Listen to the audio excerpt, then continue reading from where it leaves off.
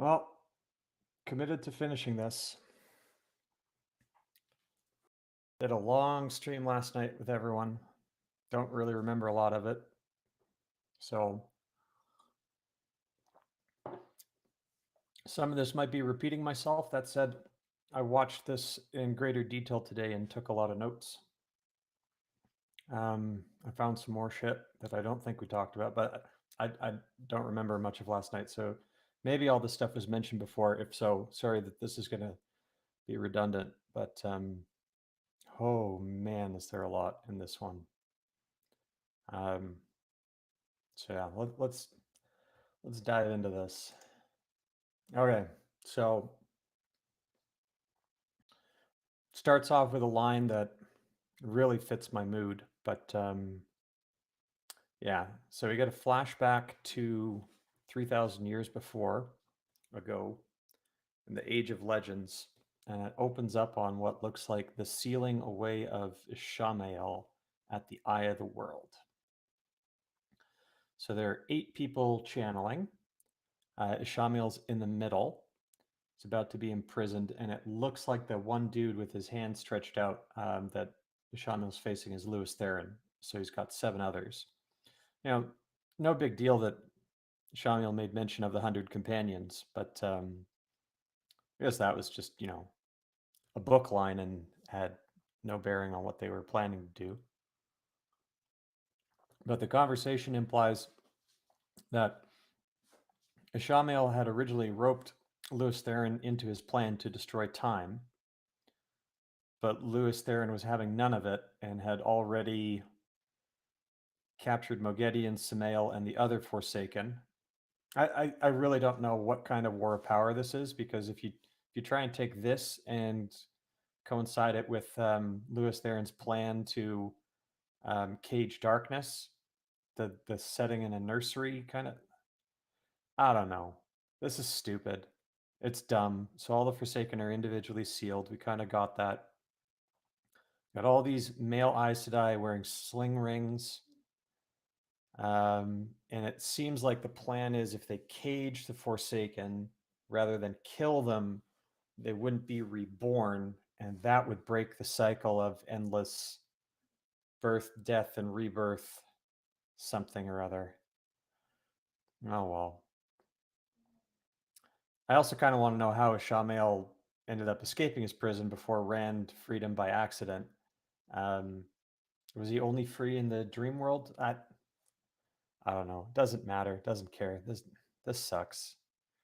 And then we finally get the intro sequence that they've kept down to 30 seconds. So they never showed the whole thing, but now it's back and it's still just as stupid. And the observation again is like, you got 7 colored, 7 Aes Sedai women Ajas. Like, they wanted the show to be about lady wizards. They didn't want it to be a story of the dragon. And that's put in right here. All right. So Whitecloaks assemble. We're about 4.5 minutes into the show, and there's a big fog around Falma for some reason. I think I worked out what the reason is, but I think that's incredibly stupid. So it's probably true. So the Whitecloaks are camped at the Jungle Way Gate for some reason.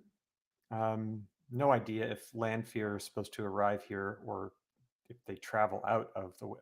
Who knows? Who cares? The Whitecloak plan is to attack the tower and then take the city. But the Shan-Chen have more numbers, more supplies. They're better armed. They're better fortified. And then Jeffrey Bornhold, well, Pop says, but we have something they don't. And then he proceeds not to say what that is. Yeah. So Dain makes mention that there are tens of thousands of Shan-Chen. And I'm like, what? Because I don't see I don't even see 10,000 people fitting in that city. And they had like 50 boats. So tens of thousands. I'm just wondering if Dain is not a good scout. But when they said that they had like 28 Damane, yeah, hopefully that's not coming from Dain's ability to count. So apparently the Watchers at Falma called everyone for help, including like kings and queens and the Amerlin, and only the Whitecloaks responded. What? Like this was... Are we turning the Whitecloaks into good guys? Because then, like right after this, Jeff from Bornhold says that like the reason they're doing this is because they're anti-murder and anti-slavery. Apparently, that's news to me. Dain does ask about the prophecy at Falma and the dragon returning, and Jeffrin shuts him down and says, you know, that's all witches' lies and stuff like that. So, anyways, we're now back with Team Lanfear in the ways. So they come to a waygate, and then Moron and Lanfear argue over who should open the door. It's riveting. Lanfear can see that Moron has her power back, and no one cares. Lanfear then opens the door just to yeet Lan and Moron out the door. It was pretty good. So we got that scene. That was funny. There's a waygate on a beach now. I don't know why. It's shallow water, nice sandy beach. So I guess they're going on vacation. And then Lanfear tries to seduce Rand, talking to him some more, and then they travel out of the ways, but they literally just disappear when Machim Shin shows up. So apparently she channeled in the ways, and Rand knows that's dangerous because Machim Shin's going to show up. Except Leandrin obviously channeled in the ways a ton to like keep people shielded actively, and Machim Shin didn't show up there.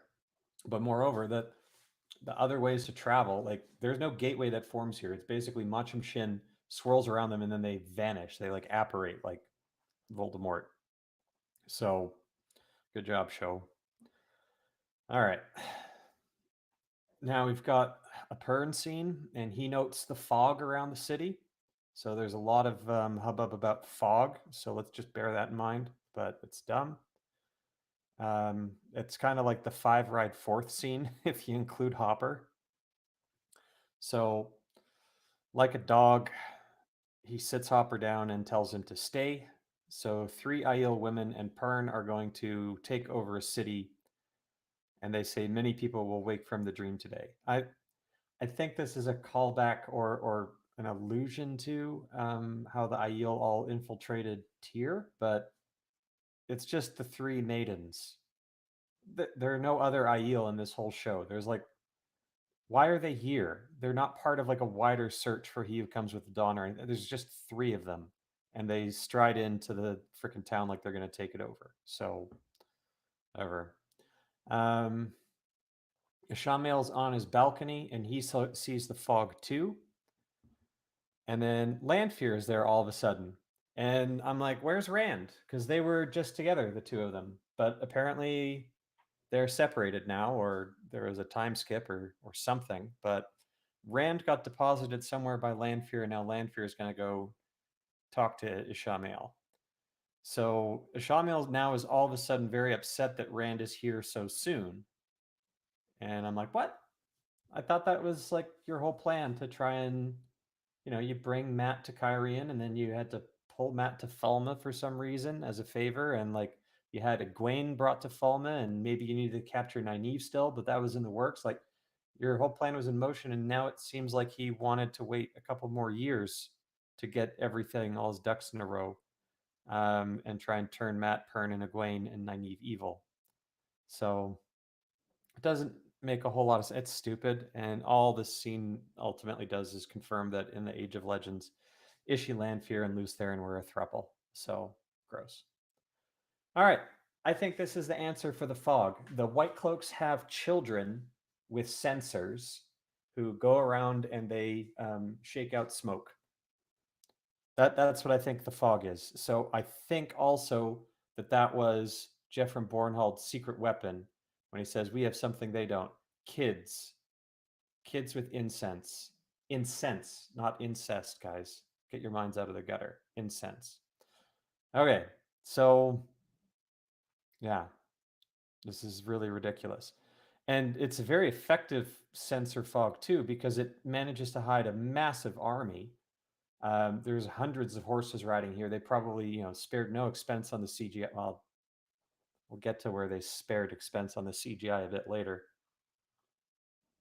But this guy's a full-on army to attack the city, and all the horses apparently ride in to a single gate that the Shanchan can't close in time. And yeah, wide shot, you see a lot of horses. When it gets down to the nitty gritty, I think I counted maximum like 20. So it's dumb. All right, and then we've got a really dumb scene with what's fast becoming the most useless characters in this episode, Nynaeve and Elaine. I hate to say that, but Nynaeve is now all proud of her new outfit, and she's got egregious eyeshadow on. And once they've done the right eyeshadow, Elaine has to ask, "What now? What's our plan after we got the eyeshadow on?" So, good job, Elaine. And Nynaeve says they're going to question their prisoner now. Riveting.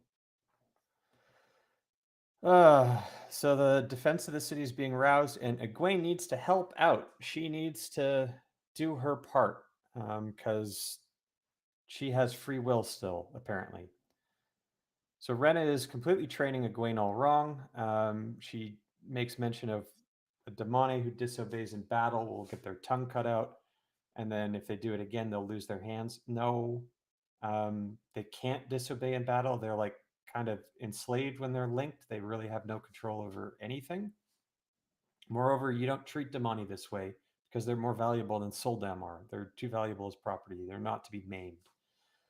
So Rena threatens Egwene with a knife, which makes no sense because there's the idom that you could do. So she, I guess, kind of semi-threatens to take her tongue out, but then instead she shoves a pacifier in her mouth and cuts off her braid. Absolutely ridiculous. And that backpack that she's wearing is just, what the... What? Oh, well. Okay, then Ishamael comes out and says that Lanfear has betrayed him. He says it to Podden Fane by bringing Rand too soon. And Podden Fane's like, well, what are you going to do? Because the Great Lord gave Lanfear eternal life. So apparently she can't be killed.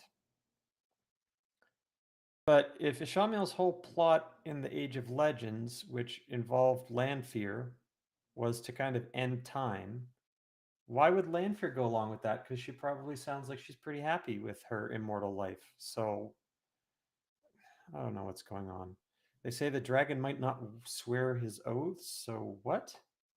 And then Fane notes that the dragon is needed to break the wheel. So why does Fane want to break the wheel? What? I don't even know what Fane's motivation in this is right now, but I mean, this whole conversation as characters just saying things that the characters already know to each other for the benefit of the audience. So this is telling, not showing. So anyways, Ishii is also upset that Rand isn't going to turn to the dark in this turning of the wheel, but he also knows that Rand is going to die via Mat and the dagger. So if you knew Rand was going to die, and then you had to wait to try and turn him on the next life, why is this? Why are you upset now with new developments? Why didn't you have that foresight? The show's written by a fucking idiot. All right. So they send Padden Fane to go talk to Mat to like hasten his turning. So we get the dumb, best and poorest customer line again. And then they treat like the Shatter Logoth dagger like it's drugs. Okay, and then we get a scene where Nynaeve is awful and she tortures this Soldom, saying first don't lie to me, but she wasn't saying anything. She wasn't really lying. She literally wants that collar taken off. Nynaeve turns into like a torture enjoyer. And then the Soldam says that they can't go out because she doesn't want to be seen like this. Oh. Nynaeve enjoys torturing some more that even Elaine is giving her side eye. It's not a good scene. All right. So then we cut. There's a lot of scene, like no scenes are very long, so I've got a lot of slides here to kind of keep track of where we are and what's happening. But anyways, the city's under attack. Rand is hiding in this doorway. He was just apparently let go or dropped off by Lanfear or something. And then he sees the Damane marching away and notices Egwene and follows. So the plot advances. Um, we're back to Meth, and he doesn't want to do drugs. Fane reminds him that he abandoned all his friends because he wanted the evil dagger. And Fane says that accepting and embracing the darkest aspects of himself, well, that's real strength, Matt. What? And Fane, when you're being adversarial like this, and like reminding Matt of shameful episodes of recent past, and trying to convince him that he's evil, it if you're doing it adversarially, trying to convince him that he's evil, you're actually doing the opposite. So yeah. And anyways, this dagger is like completely like it's a needle full of heroin, is how they're treating it and everything about it. All right. Now, this is probably the dumbest side plot of this episode is what Moron and Lan are doing. So this is like a 3-minute scene where they talk more about the bond, and it's pretty annoying. But Lan says this howler here, where it's like, it took me a long time to accept that you said we weren't equals. This is what he says. By my calculation, that was like 3 days ago in the show, because it was like the end of episode 2. And then for episode 3, Lan was with Alana for a day trip to Arafel. And then the day after, they're riding back, and he gets confronted and called out for being a dark friend. But that same night, they run into um, the Amerlin seat. And then they all end up in Kyrian within a day of that, too, because Rand only slept once. And Moron had to stay awake in order to basically stay alive from Lanfear. So it took him a long time. It took him 3 days, because that's all the time he had to accept that he wasn't an equal. And then Moron straight up freaking lies about this, where she says, "You have always been my better." If you go back to the scene where she said, "You haven't been my equal," and you look at the context of what's actually being said, she says shit like, "You've never seen the forest from the trees because I've never shown it to you. You failed me. Alana will take you to the tower. I'll have her take your bond by force if I must." So within that context, how can she be saying this? That I didn't lie when I said you weren't my equal because you've always been better than me, but at the same time, I'm basically shitting on you in all these other ways. So, anyways, it all ends, and Moron decides to open up her wormhole to let Lan back in, and they, end the scene with an Eskimo kiss. So that was 3 minutes of that shit. Oh god. All right, so now the Aiel take on Falma. They do their dumb sign language with, big hand waves. They apparently saw Loyal at a distance. I don't know how. The maiden's eyeshadow is just distracting. They happen to run into Masima Ingtar, who are both in Shanchan uniforms, though that's not explained, and Loyal, and they have the horn. It is implied that Lanfear helped them steal the horn because there's a lady from Kyrian. So, yeah. Maybe this is why Ishamil said Lanfear betrayed them, not just bringing Rand, but giving the horn to Uno, or not Uno, Masima and Ingtar and Loyal. It's dumb. Loyal wants to go rescue Egwene, but he doesn't mention to Perrin that Nynaeve and the daughter heir of Andor are in town. He completely forgets about that, and that, Nynaeve was planning something. Then there's a really dumb line of, Loyal giving a pep talk about, we're the heroes of today. That is what we are, and we need to start acting like it. Or we are all heroes of another age's legends. Like, kill me. All right. Suldam assemble on top of the tower. So to defend the city, they all go to the tallest place and they start hucking fireballs. Egwene appears to be resisting, but she can't. Maigan McSadai is hacking fireballs like the 3-0s don't matter. We should bear that in mind. There are Aes Sedai that get captured by the Shanchan, and they actually can't use the one power as a weapon. They're very ineffective military demone. They thought it was quite interesting. But according to lore, Maigan Mixedai, who's at the bottom of the screen there, she should not be able to use the one power as a weapon. Where am I? Okay. So the Whitecloaks then rally with their axes and they start walking to the tower. Egwene gets murderous finally when she sees said Whitecloaks, and she thrusts out her tits in a massive fire blast. And then she grunts and gets called a good girl. All right, Rand and his master plan. He shows up. So all the Sul'dam have made it to the tower. So he goes to the base of the tower where I guess the palace is. Turok comes out, and all of a sudden he only cares about the horn, and the horn is all important. And dude, you were the one who left it unguarded. So good job. Turok is excited to test his mettle against Rand because he noted the Heron Mark sword. But because Rand only learned his sword forms from a mental patient, he decides to slaughter everyone with the one power instead, and he does so in 5 seconds. Turok's voice stabs himself in the belly to kill himself, blood spurts from the wound, and Rand walks on by. I don't think anyone saw this as like this coming. But yeah, maybe you can't fight with fingernails. So they're like, yeah, that's going to be dumb if we're going to even try. So why don't we just have Rand kill them, murder them with the power? I guess that makes sense. Then we get the subversion of Ingtar. So Ingtar, here's a line from the books. Aren't you happy, book fans? So Ingtar starts off by praising the women and their scouting ability. He says, for no reason, that one man could hold 50 here in this narrow alleyway, and Perrin says there's no need for that. Then they walk into a wider street where you can't hold 50 men, and it looks like the Aiel that he was just praising stumbled them into a fuck ton of new troops. So Ingtar goes out in a blaze of glory, but he has no Dark Friend confession or redemption arc. Everybody else gets drawn into this fight. Ingtar dies. Perrin, Massima, Loyal, and all the maidens see Ingtar die, but they manage to get away from the Shan-Chan anyways. Yeah, this part. Hooray. All right. Then we go back to the beach. Moiraine is walking fast, and Lan mentions it, and there's some mention of the buckets of water she's no longer hauling. Moiraine speculates that the other Forsaken were not released because they're too dangerous for Ishamael.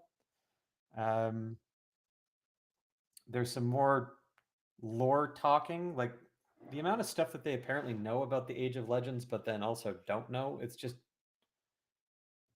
It's not consistent, or it's they know what they need to know for the plot. But at the end of this whole scene, it reveals that they're on the beach near Toman Head. So thank goodness they decided to walk the direction that they chose. Maybe it's south rather than going north, because that would have been easily likely, or equally likely. Then we got Bail Doman. Bail Doman recognizes the Lady Selene in foam. No worries. So it's revealed that the whole poem came from Lanfear. So she orchestrated Moiraine finding out about her so Moiraine could come and stab her through the heart and slit her throat. Didn't Trollocs chase Bail Doman all the way to Moiraine? Why am I making sense of this? So, anyways, city's under attack. Lanfear wants Bail Doman to get all this Quendiar, so all the seals in Ishamael's room. But she wants Bail Doman to dump it into the ocean. So they're taking the male Idom storyline, completely getting rid of that. Bail Doman's going to go dump seals in the ocean, and she's going to make it worth his while with a tiny purse. When we already know that Bail Doman thought he could get 50 gold crowns for a single broken piece of Quendiar, what do you think he's going to think 6 giant seals are worth? But maybe that tiny purse has diamonds. I don't care. It's dumb. All right, finally, we get Suroth again. Hooray. She's mad because she wants to go win glory. So do these people even know what Dark Friends are all about and what they want? Because I don't think they do. So Ishamael dusts his hands like he just smashed a bunch of seals.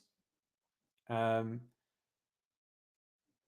has been placed on the tower top. Suroth knows that Turok is dead, even though he was only killed like 4 minutes ago. Ishamael is now shocked. He also finds out that his horn is gone. Ishamael says Lanfear is working against them, but dude, you already said that to Padden Fane. You kind of already expected it. But anyways, Ishamael tells Suroth to take the strongest Damani that she has in reserve offshore to within line of sight of the tower. And then when the signal comes, they're going to gentle Rand. Because the Seanchan know how to gentle, they actually don't, because they just kill men who can channel. So, yay. Okay, so Matt makes a staff. He literally takes a stick from the bedpost and then he fixes the dagger to it without touching it very carefully. If we recall from season 1, all Lan had to do was throw a blanket on the dagger and that was fine. So maybe he could have just, taken his baggy sleeve and handled it. So who knows? But anyways, the dagger is like Qui-Gon Jinn's lightsaber and it melts metal now. Fane is waiting outside the door and he laughs when Matt emerges and he's like, oh, it only took like an hour. But then he sees how clever Matt was. He's been outwitted with a stick. And then Matt pretends that he knows how to get out of a cell, but like what? Because he didn't.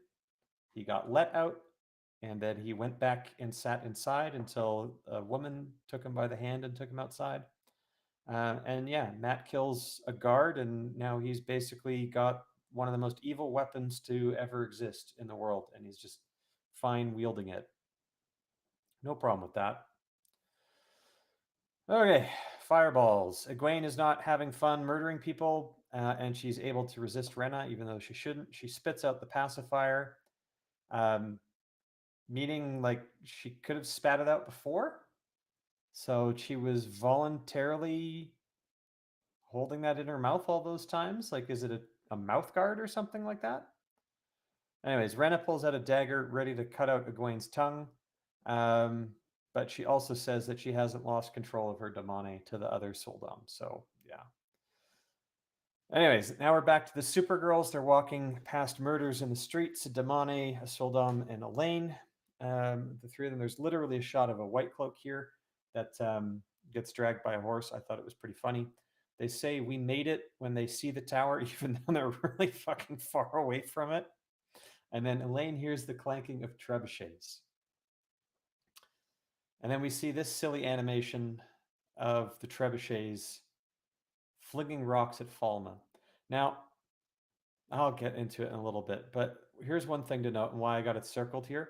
There's no counterweight on these trebuchets.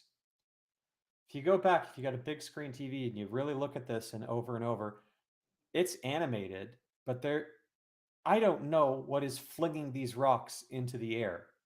I know they're a trebuchet that I don't think they're like wound, but there's always a counterweight on the end of the trebuchet to basically launch the shit into the air. But yeah. And let's just bear in mind how far away from the walls are these trebuchets, and then they're aiming at that tower off in the distance. So let's go. We got more to say about the trebuchets a bit later. So Rena is mad. She's about to chop off Egwene's hands, but then a stone hits this tower. And those stones are being thrown over the entire city.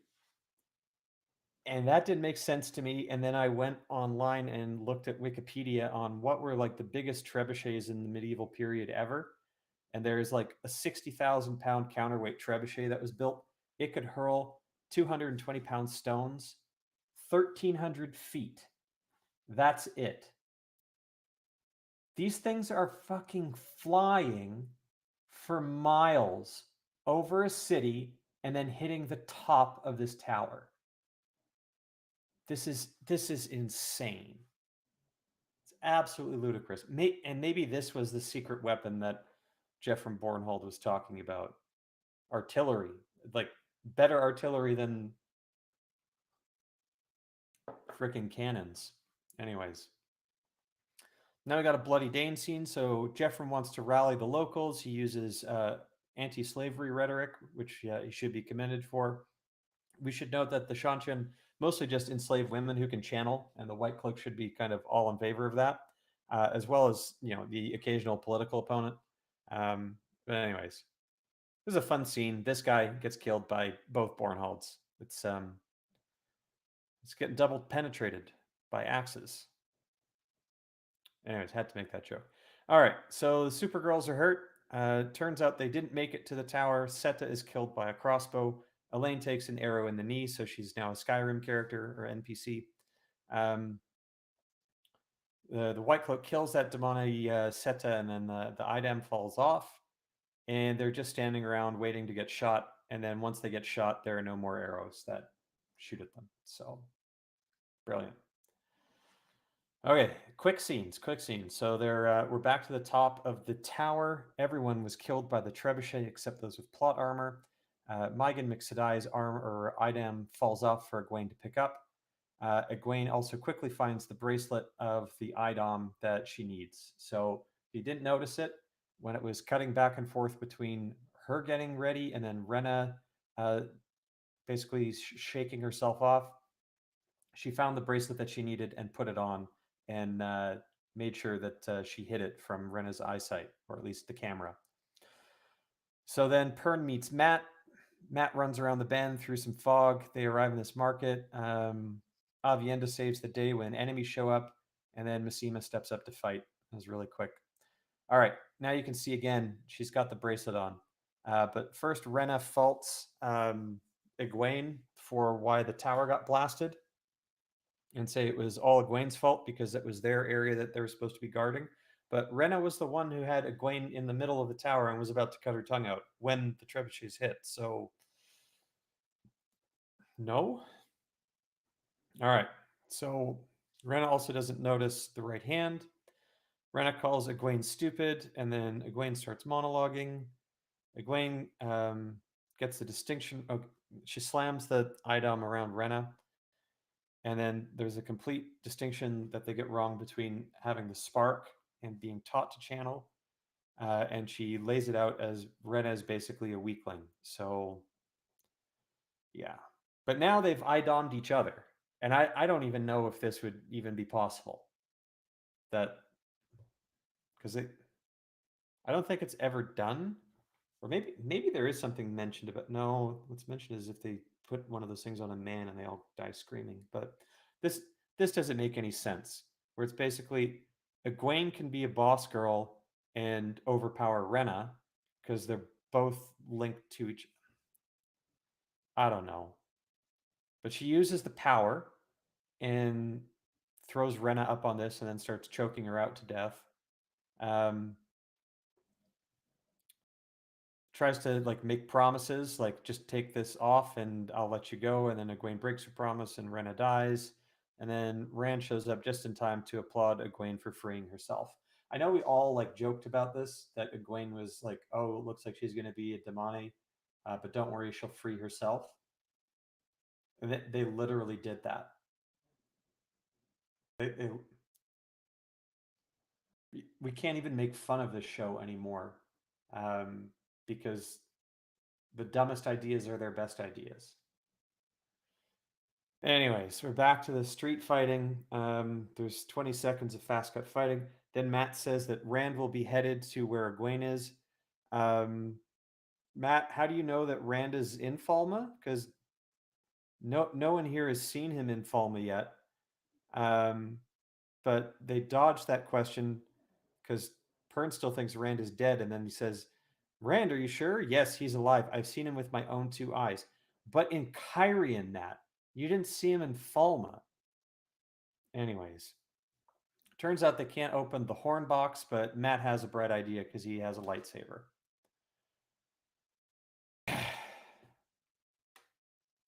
And now it gets worse. So Egwene saves herself, like we all said it would be a joke, but then Rand has to note it, and he literally says, "I came to save you, but looks like you didn't need it."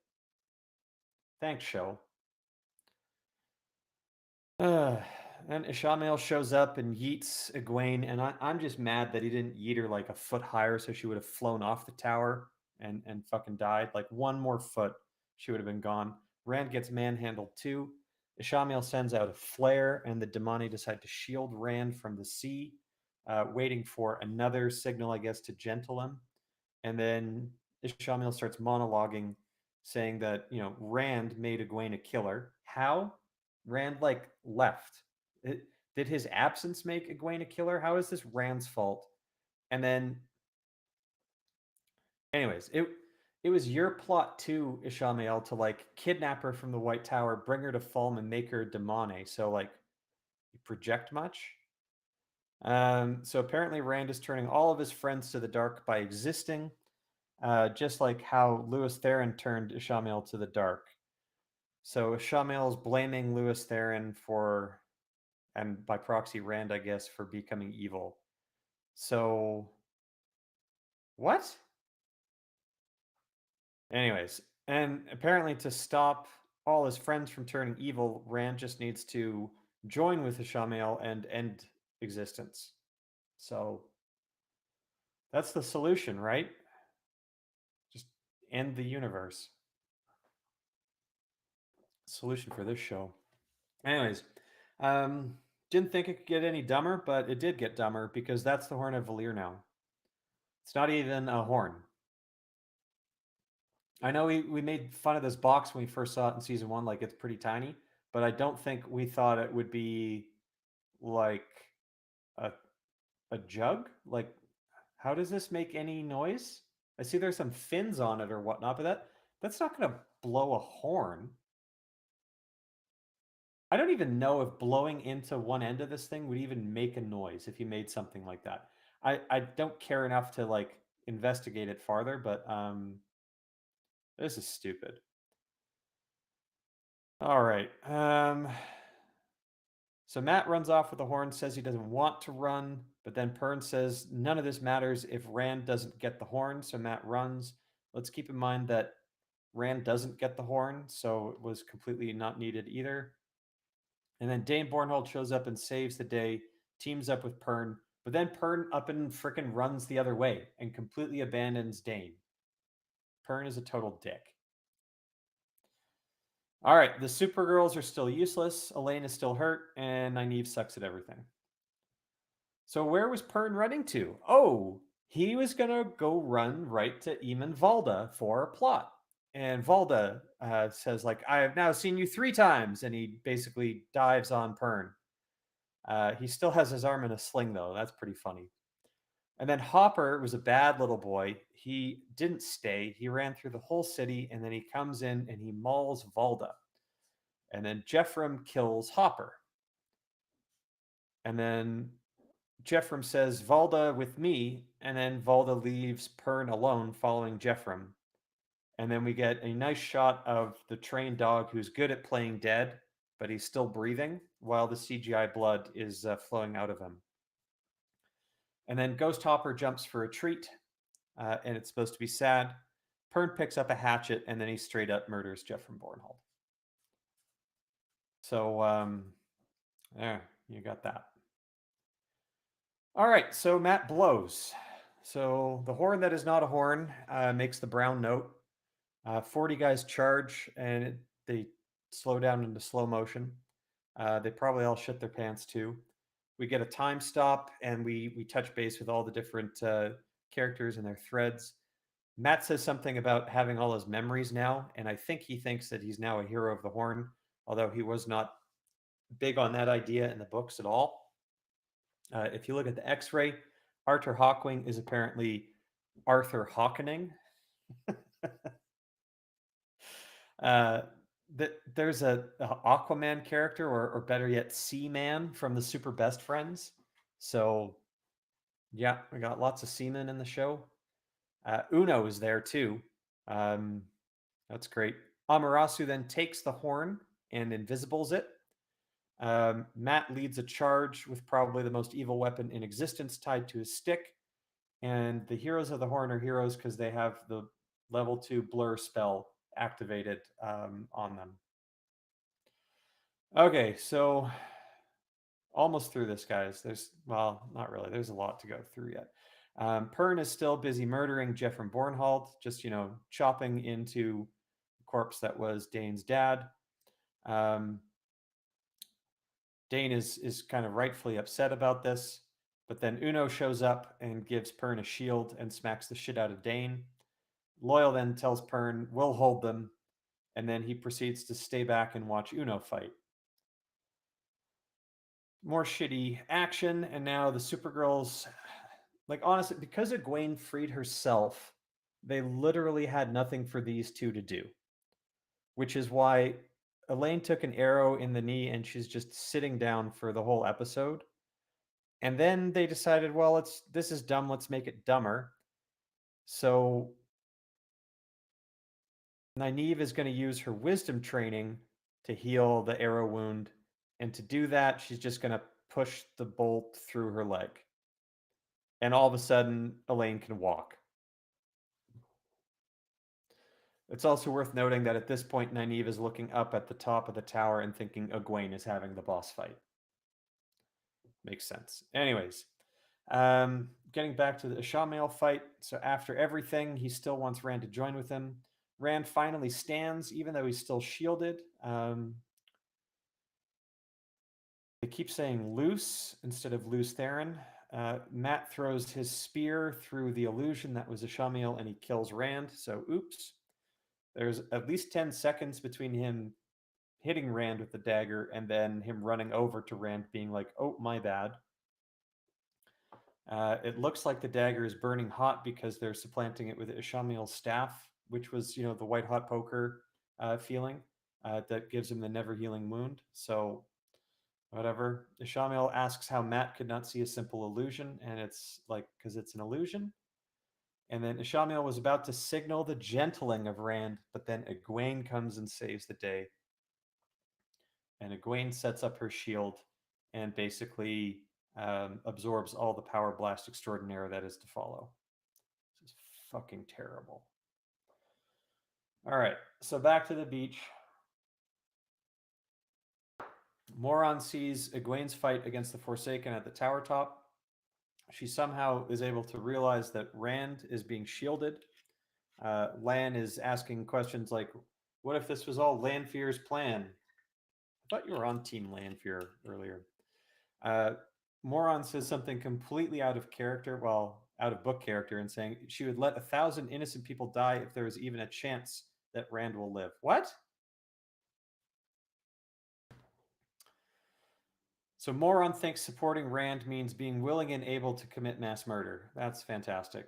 There's Shanshan soldiers that come up from behind them for some reason. All of the soldiers proceed to fight Lan 2 at a time, and Moron starts murdering all the ships. And then Lan catches an arrow from the one person who fires an arrow at them, who apparently only had 2 arrows because Lan also caught the second one. And then he never gets shot at again. So, what's really cool in fantasy shows is when a badass guy catches an arrow out of midair and then uses it to stab another guy. But the only thing cooler than that must be when he does it twice.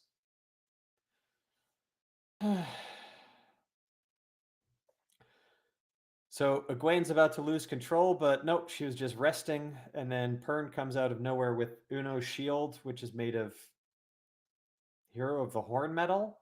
But the metal is used to augment her 1-power shield, so whatever.